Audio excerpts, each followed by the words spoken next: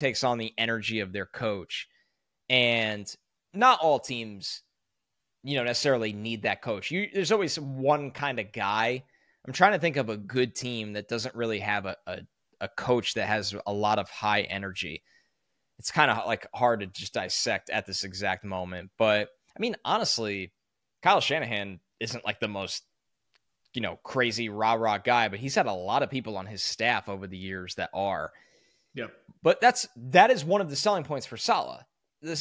Saleh brings nothing to the offense. The team's not very disciplined. One of the things you're supposed to get from him, outside of the fact he knows how to build a defense, is that he has the team bought in and believing, and it's crazy as a head coach. He just looks defeated. And it's just wild to me. For years, we've heard the excuse of the quarterback, and now they have the quarterback, and he feels more lifeless than ever. I can't understand it personally. So if you're one of those people that's saying, make the switch, because then the person you're arguing with is going to be, and you could tell I've been driving a lot for the last 7 weeks or so. Once in a while, I turn on sports radio. I haven't listened to sports radio, since like 2015. And now once in a while when I'm driving, I usually listen to music or podcasts that have nothing to do with football. Trust me. I will dabble in just to dabble in what the WFAN caller is talking about or something like that. So the other person's going to argue back, well, who's going to take over then? Hackett or like Ulbrich? And I get it, right? The staff is Nathaniel Hackett's not taking over. I do think there's a different energy to Ulbrich right now. Yeah, and once again, I'm not saying fire Robert Saleh, but I'm saying if that's your argument, I think unfortunately this team has taken on his energy this year, which is non-existent and so deflating and defeating. Is every presser's just dreadful at this point. If they don't figure it out soon and have one of these performances where they come out like a firecracker, I think it's an indictment on him. And I actually think there will be an argument then that you make a switch because it's an energy problem. And when it's an energy problem, pressing the button and getting a different guy at the top sometimes is all you could do. You never hire the interim guy, right? Like that's the bad strategy. But when you need a shot in the arm to save a season, sometimes you have to do that. And it has been so disappointing to me, his demeanor this entire year. I think the guy looks totally checked out. And does he even want to be here? Does he even want to be here? He's lost power within the organization. He doesn't really have a response when they face adversity. I'm not angry at all. I'm not even angry tonight. I'm just so wildly disappointed. The adjective that came to mind to me in the first half today, and even in his press conference after, is mopey. It's like a mopey attitude, and like you could see it permeate sometime to the rest of the team. I would describe Brees as like mopey right now, and I would describe Sauce Gardner as mopey, and that's how their head coach is. I don't like to use that word that often, but it's like, oh, woe is us. Here we go again. And like, it's just never going to work for us. Like a rain cloud is following them as they walk. Yeah. It's like, you could just, even like when they were showing like Brees before the game, I'm like, this dude just like does not like look like ready to go. It was the same when they talked to Sauce before the game. Now Garrett actually looked like a little more charged up, and Garrett I liked what Garrett said after the game today. Like, I love what Quincy said after the game, and I like what Garrett said after the game today because he effectively disagreed with Saleh's comments. He's like, it's not impressive that we, kept fighting when it was 17-0. We should be. That's our jobs. And like, it's not good enough. And who cares? Like, we need to win. And that's the right attitude. And you know why? Because Garrett Wilson comes from Ohio State, where they know how to win, and they don't know how to win. They expect to win every single game they ever play. That's why. Yep. That's the difference. And that Quincy attitude, that Garrett attitude, the Rodgers attitude is correct too, the way he's been handling the post-game comments. And look, his shtick has always been like, be patient. It's early in the season. And like, he's been in these spots before. And I saw Kay Adams had this tweet where she was talking to Peyton Manning when they started 2-3 in his first year with the Broncos and they won like 10 straight. Do I think the Jets are going to win 10 straight? No. But do I think they could be better on offense? Get hot. They could get hot. And this defense is still good. They had a really embarrassing opening night. They played well since then. I mean, period. I really don't know how you say it. They're allowing one touchdown a game effectively. So they're doing their job. And if Rodgers can get back to scoring 20 because we're back in race to 20 land, they're going to win a lot of games. And eventually, you know what? They're not going to be playing the 4-0 Vikings. They're going to be playing the Dolphins and the Patriots and some of these other teams. It starts with Buffalo. And for Saleh and for this org, you got another primetime game. You got a home game. They're going to have the lights going and everything, and maybe it's coming off a big trade. You're playing for first place, as goofy as that is. We're all going to say it, right? They're 2-3, but they're playing for first place, and they are. So, you could rinse the taste out again of these last 2 weeks. And I thought they were going to go 1-1 in these games. I just thought they were going to beat Denver and lose to Minnesota. Unfortunately, they went 0-2. It's there. It's there for the taking. And they will leave that game 3-3 and be able to say, listen, we got 11 games left or whatever it is. Clean slate. We're feeling better now. We've got the preseason rust off as everyone sorts things out in these first few weeks, and go do it. Because they're not that far away. That's why I was sitting there watching it late. I was like, I cannot believe that they're right in this game and they're marching to win it. They're within 20 yards of winning it. And I was like, they played that bad today. I feel like they're losing by 70 and they're right there to win this game. So they're not that far away. This is not like watching them last year when the Raiders and Chargers and some of these other teams were just Miami was just running them off the field.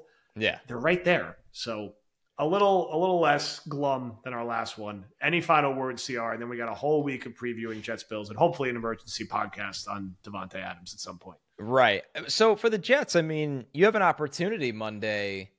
You got to feel amazing that you're 2-3. You've had your last 2 losses come down to the last play of the game, and you lost both of them, there's a little bad luck in there. And you have a chance to be in first place after your next game. You have a chance to completely change the narrative of your season. Yep. So have they given us reason to believe they are definitely going to do that? Not necessarily, but they've done enough that they got a shot in this one. I mean, I would imagine the Bills end up being 3.5-point favorites. That might be too much. It's going to be interesting to see what comes out about Allen's injury. Well, yeah. Because there's a lot of talk about how he got back in the game, and does the league look at it closer? And look, I want Allen to be healthy. I want him to play. I want to play the Bills. No, but it matters in this. But from a safety perspective, that does not look like a dude who should have came back out there today. And he's a 5-point swing on the line for at least. Yes. To miss Trubisky at quarterback, it's a whole different game. Rodgers is also banged up too. I think Rodgers is going to play. It's a lower ankle, not a high ankle. Tyrod revenge game against Mitch Trubisky. Yeah. It's not happening. The Allen thing reminded me a little bit last year, and I probably have a couple things off here. But when Brock Purdy clearly was concussed in a game, and then he stayed in a game. He didn't get pulled from a spotter, and he threw 2 picks. He looked nothing like the guy that he was playing as all year. And then it felt like they put him in concussion protocol way after the game, and everybody was like, this was not great. I'm not saying they're going to do that to Allen, but when you see a guy knocked out on the turf, literally lifeless for a couple seconds, and then he's on the sideline getting smelling salt to come back into the game immediately. Yeah. It is going to be an interesting week for him. He's got the extra day. The bottom line is, I mean, the Jets have a chance here. And to the Jets credit, they've beaten the Bills at home the last 2 years without Aaron Rodgers or Tyrod Taylor. Okay. So they know they can handle this team. Like I said, it's an opportunity. It's an opportunity to turn this thing around. I've been saying for a while, this Jets team, they're trying to find themselves, and you'd rather win while finding yourself and having a lot of problems than also trying to play comeback in the win column while you're fixing those issues, where it felt like Denver was that game. They got away from them. Today, they could have stole it, and it would have felt so good going, okay, we're still working on some problems. Once again, Jets have a lot of problems that Devontae Adams fixes. Whether they get him or not is going to be really interesting. So, and I can't say it enough, for people that are like, why do you sink more assets into this team that hasn't shown you much? Well, if you're Joe Douglas, let's just be real about Joe Douglas right now. Your first plan, which wasn't really your first plan, but it's what you said to the public, was to get things right around Sam Darnold. Failed miserably. Your second plan, which is really your real plan, get your own guy and build it your way through the draft. You missed on a ton of different things so badly that you had to go to your third plan, which is just spend all the money and assets and get Aaron Rodgers here and his guys and veterans. And we did hit on some picks, which some of them aren't turning out so great this year. I think they will be okay. And that we're going to win in a 2-year window and then do it all again even though we failed that way the first time, you can't fail this third time. So if they don't get Devontae Adams, to me, it just says that somebody cut off the money supply at some point. And that's a larger conversation around a Jets organization that, listen, man, I see a contingent of Jets fans flying out to London to support this team. I know MetLife Stadium is full and excited for this season. You bet your ass you owe it to the fans to put the best product on the field and set up this plan for success. Whether if you're a Jet fan that didn't like it, I get it, but this is the plan the lever they've had to pull, and that you can't just stop now. You can't half measure it and be like, you know what? Like, we don't want to spend the money on Devontae because it doesn't look so good. Well, okay, then just nuke it. Nuke it after this year. Blow it up, start over, get a new GM, a new head coach, a lot of things, honestly, a lot of new things, and start to tailor the roster around a young quarterback again. And you haven't gotten that right in the time it feels like I've been alive, but maybe the next people will. So it's very frustrating to me, and I hope we're doing an emergency pod talking about Devontae and talking about the Jets trying to take first place on Monday Night Football, because quite frankly, I am just absolutely sick of this team losing. Yes. I shall be there Monday night. I look forward to being in person and getting to see a lot of us out. People I just haven't had an opportunity to see in person in a while. And shout out to all the Jet fans who made the trip out to London, all the local London fans. I'm glad there was at least some life in the second half, and there was a couple things to cheer for compared to what the first half was. It was not a terrible game. Ultimately, it was a close game. No, it was a good London game at the end. And a reminder, when Joe Douglas is done with this season, he will be at 100 games as the New York Jets general manager. I believe that will make him the longest tenured GM in franchise history, or like the second longest, not counting Weebue Bank or something. So get me a trade, make the building more exciting Monday night, and one win changes the entire narrative of the season. I'll give him some juice, right? It's a winnable game, right? Buffalo, I've watched them the last 2 weeks, and the Ravens kicked the absolute crap out of them and barely escaped beating the Bengals today, who lost to the Patriots. And the Texans were really in control of that game. They did everything in their power to give it away, and they couldn't. So I've seen the Jets beat the Bills with this coaching staff for all their flaws. So I'm expecting a close game that will be there for the taking late, and hopefully they can get it over the hump.